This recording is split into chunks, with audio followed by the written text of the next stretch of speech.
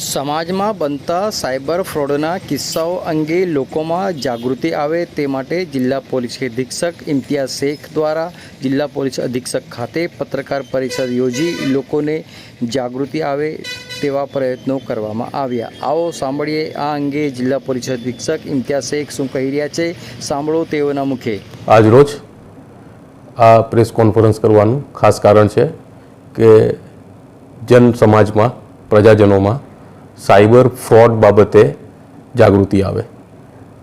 અલગ અલગ પ્રકારના સાયબર ફ્રોડના કારણે પ્રજાજનો ખૂબ પરેશાન છે અને આ સાયબર ફ્રોડની સંખ્યા ખૂબ વધી ગઈ છે। તો આજે અમે કેટલાક પ્રકારના સાયબર ફ્રોડ થતા હોય છે તે બાબત જાહેર જનતા સમક્ષ મૂકવા માંગીએ છીએ।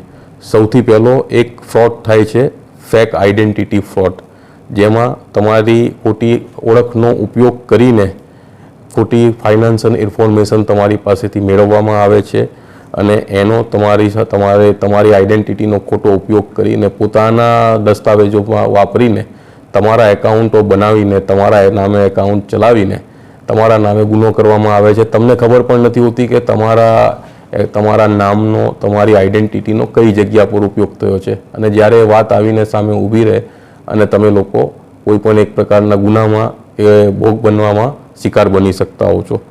બીજો ફ્રોડ થાય છે ઇન્વેસ્ટમેન્ટ ફ્રોડ।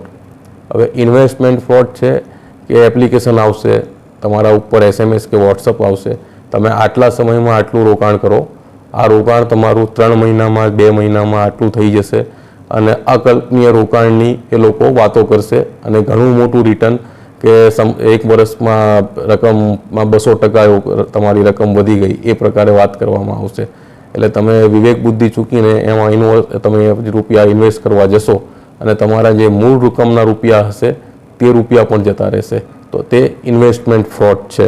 પછી ક્રેડિટ કાર્ડ ફ્રોડ છે, જેમાં ક્રેડિટ કાર્ડ તમને ઇસ્યુ કરવાના નામે તમારા કરંટ એકાઉન્ટની, તમારા નેટ બેન્કિંગની માહિતી લઈને તમારા રૂપિયાનો ઉચાપત કરી લેવામાં આવશે। તમને ક્રેડિટ કાર્ડ કે એવું કશું આપવામાં આવશે નહીં, પણ તમારો ઉપરથી તમારા જે બેંક એકાઉન્ટમાં તમારા નેટ બેન્કિંગ તરીકે તમે જે ટ્રાન્ઝેક્શન કરતા હશો તમારા જેટલા એકાઉન્ટ હશે તે એકાઉન્ટ્સના રૂપિયા એમાં જતા રહેશે।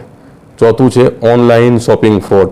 તે તમને ઓનલાઈન સેલર તરીકે તમારી પાસે આવશે અને તમને મૂર્ખ બનાવશે। તમારી પાસે બધી જ બાબતમાં એ તમારા ફોનમાં નેટ બેન્કિંગ ક્યાં તો તમને કોઈ OTP આવ્યો છે એ પ્રકારે વાત કરીને તમારા એકાઉન્ટના રૂપિયા તમારી પાસેથી લઈ લેવાની વાત આવશે।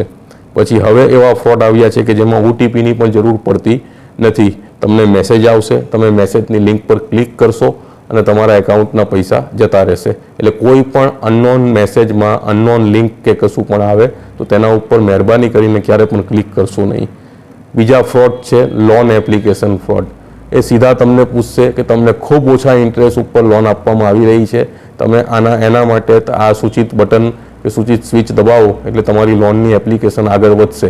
તો એ તમે દબાવવા જશો તો એમાં પણ ફરી પાછા તમે સાયબર ફ્રોડનો શિકાર થઈ જશો। ફ્રોડ બાય લિંકવાળી જે વસ્તુ અગાઉ મેં તમને કીધી એ સ્પેસિફિક લિંક આવશે, લિંકમાં તમને કહેવામાં આવશે કે તમે આ લિંક ક્લિક કરો, આ લિંક ક્લિક કરવાના કારણે તમને આટલા રૂપિયાનો ફાયદો થશે, તમે આ પ્રકારનો બિઝનેસ કરી શકશો, ઘર બેઠા આટલા રૂપિયા કમાશો। તમારા એકાઉન્ટમાં પહેલાં એ નમૂના રૂપ થોડા રૂપિયા જમા પણ કરાવશે, પણ at the end of the time તમારા તમામ રૂપિયા તમારા એકાઉન્ટના જેટલા રૂપિયા રહ્યા હશે બધા રૂપિયા એમાં ડ્રેન થઈ જશે। બીજું છે જોબ ફ્રોડ। તમને કહેવામાં આવશે કે એકદમ ઉત્સાહી અને ડાયનેમિક લોકોની અમને અમારા જોબમાં જરૂર છે, તમારી અમે પસંદગી કરી રહ્યા છીએ, તમારી આટલી માહિતી આપો, એના માટે અમે આટલી વસ્તુ તમારી પાસે લેવા જઈ રહ્યા છીએ। તમે માહિતી જેવી આપવા જશો ફરી પાછી એ જ વસ્તુ તમારી સાથે થશે અને તમારા જે એકાઉન્ટ કે તમારી જે બેંકની જે એમાઉન્ટ હશે એ ડ્રેન થઈ જશે। પછી છે બુકિંગ ફ્રોડ। તો તમને કહેવામાં આવશે કે તમારું એક સારી જગ્યા ઉપર તમને એક સ્કીમ આપી રહ્યા છે જ્યાં તમારે ફરવા જવાનું છે, જ્યાંનો રેટ ઘણો વધારે છે, તેનાથી અમે 25% રેટ પર તમને ફરવા માટે મોકલીશું, તમને આટલા બધી ફેસિલિટી મળશે, એટલે ઓછા રૂપિયામાં ફરવા જવાની લાલચમાં તમે ફ્રોડમાં આવી શકો છો। ચોથો છે social media Facebook account fraud. એટલે એમાં ખાસ તમારા નામનું એકાઉન્ટ બની જશે અને તમારા ખાસ મિત્રો પાસે એ લોકો કહેશે કે મને મદદની જરૂર છે, મને આટલા રૂપિયા આપો, મને તાત્કાલિક રૂપિયા આપો, હું એક જગ્યા ઉપર ફસાઈ ગયો છું, તમને ખબર પણ નહીં હશે.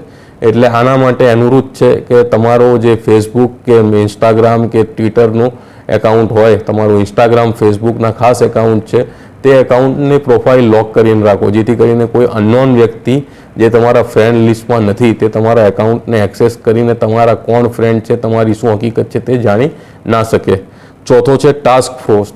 એટલે તમે આટલી વસ્તુ કરી નાખો, તમે આટલી વસ્તુ કરવા જશો એટલે તમને આટલી વસ્તુ આગળ કરવાની મળી જશે. આમાં તમામ વસ્તુમાં આવશે શું, તમારે આ વસ્તુ ક્લિક કરવાની છે, આ બટન પ્રેસ કરવાનો છે, આ સ્વિચ દબાવવાની છે. એ જેમ જેમ કરતા જશો તેમ તમે એ ચુંગાલમાં ઘૂસતા જશો અને તમારી સાથે તમારો જે ફ્રોડ થવાની વસ્તુ હશે તે મોટી થતી જશે.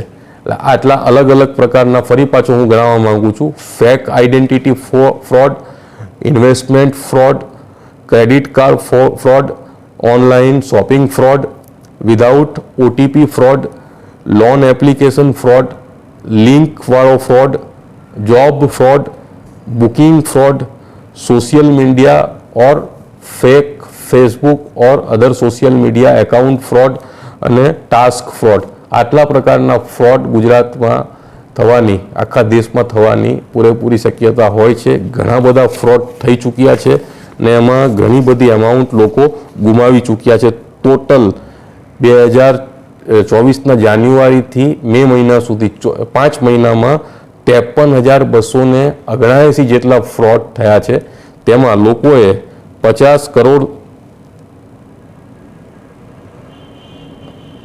503 કરોડ 91,28,478 રૂપિયા જેટલી રકમ ગુમાવી છે. જેથી મારી જાહેર જનતાને વિનંતી છે કે આ જે વસ્તુ અમે અમારી પ્રેસ નોટમાં કીધી છે તેને ખાસ યાદ રાખે અને આ ફ્રોડથી બચે. જય હિન્દ.